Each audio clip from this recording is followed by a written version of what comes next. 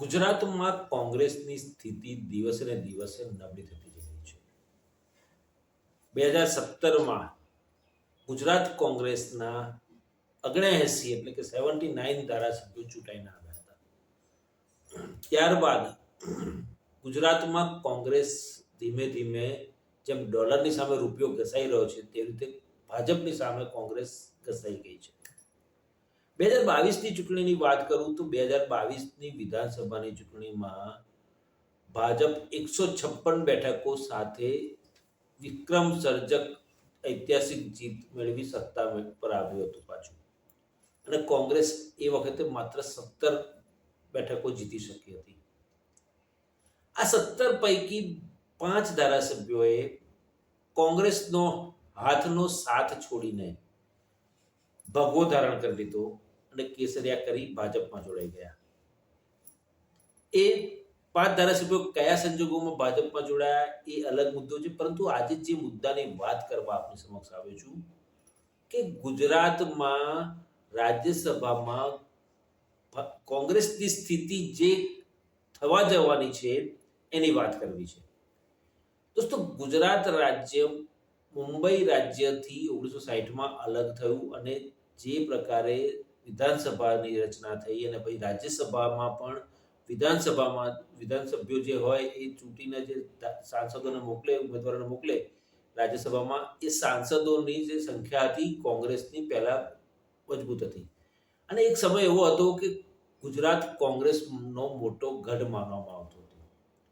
પરંતુ જેમ જેમ ભાજપનો ઉદય થયો અને પછી ભાજપનું જે પ્રકારે સંગઠન મજબૂત થયું અને મજબૂતાઈથી તે આગળ વધવા માંડ્યું અને છેલ્લા 3 દાયકાથી કોંગ્રેસ સતત નીચે એનો ગ્રાફ જઈ રહ્યો છે. અને જે રીતે કોંગ્રેસની હાલત થઈ રહી છે તેના માટે જવાબદાર કોઈ નહીં, માત્ર ને માત્ર ગુજરાત કોંગ્રેસના બની બેઠેલા નેતાઓ જ છે. મિત્રો, જે વાત કરવી છે કે 4 બેઠકો રાજ્યસભાની એની મુદત પૂર્ણ થઈ રહી છે. આ 4 સાંસદો નિવૃત્ત થઈ રહ્યા છે: રામ મોકરિયા, નરહરી અમીન, શક્તિસિંહ ગોહિલ અને રમીલાબેન બારા. આ 4 સાંસદોની ટર્મ પૂરી થઈ રહી છે.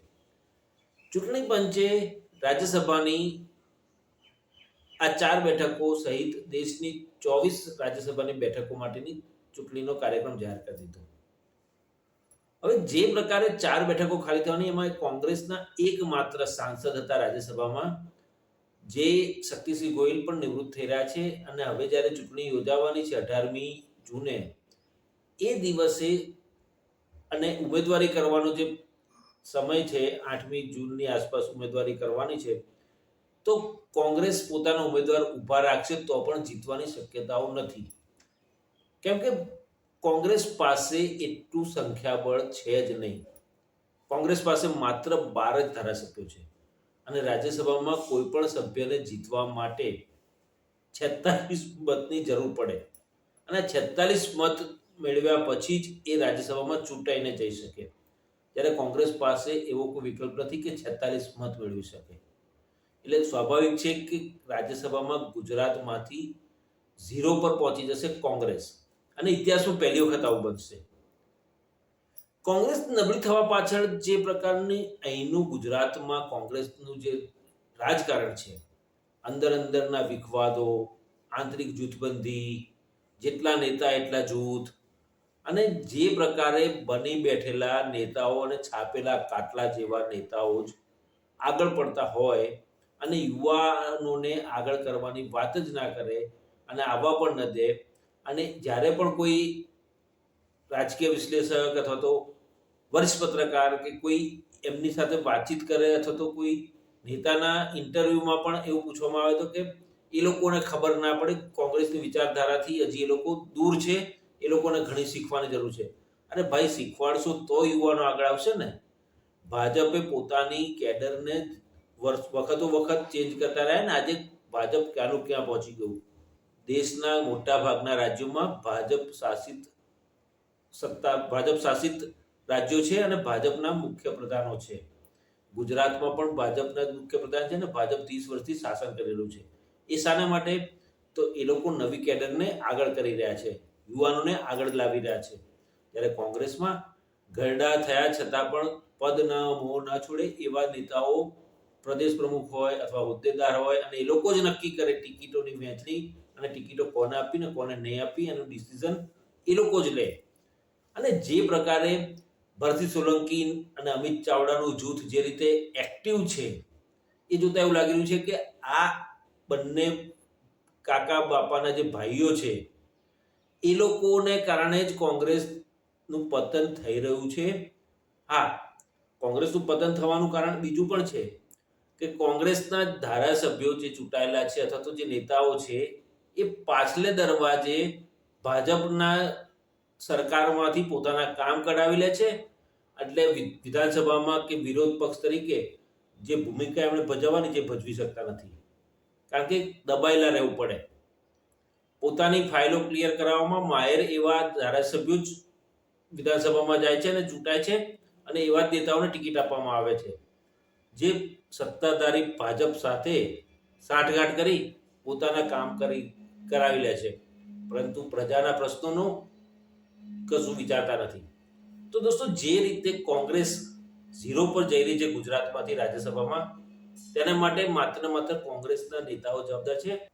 ગુજરાતમાંથી રાજ્યસભામાં એક પણ સભ્ય નહીં જઈ શકે ત્યારે ચોક્કસ આને માટે હાઈકમાન્ડે ગંભીરતાપૂર્વક વિચારવું પડશે. મેં જેમ કહ્યું એમ ભરતી સોલંકી અને અમિત ચાવડાનું જૂથ જે છે એ જૂથની પાંખો કાપવાની જરૂર છે અને યુવા ચહેરાઓને આગળ લાવવાની જરૂર છે.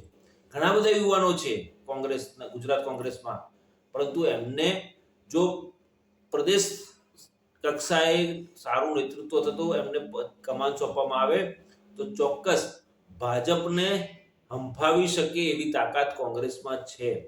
કોંગ્રેસના નેતાઓએ ખાસ કરીને રાષ્ટ્રીય પ્રમુખ મલ્લિકાર્જુન ખરગે અને વિપક્ષના લોકસભામાં વિપક્ષના નેતા રાહુલ ગાંધીએ આ બાબતે વિચારણા કરવાની જરૂર છે. કારણ કે જો કોંગ્રેસ અત્યારે નહીં વિચારે આ બાબતે તો 2027ની વિધાનસભાની ચૂંટણી આવી રહી છે અને વિધાનસભાની ચૂંટણીમાં આ વખતે ગુજરાતમાંથી કોંગ્રેસને સફાયો થતા કોઈ નહીં રોકી શકે.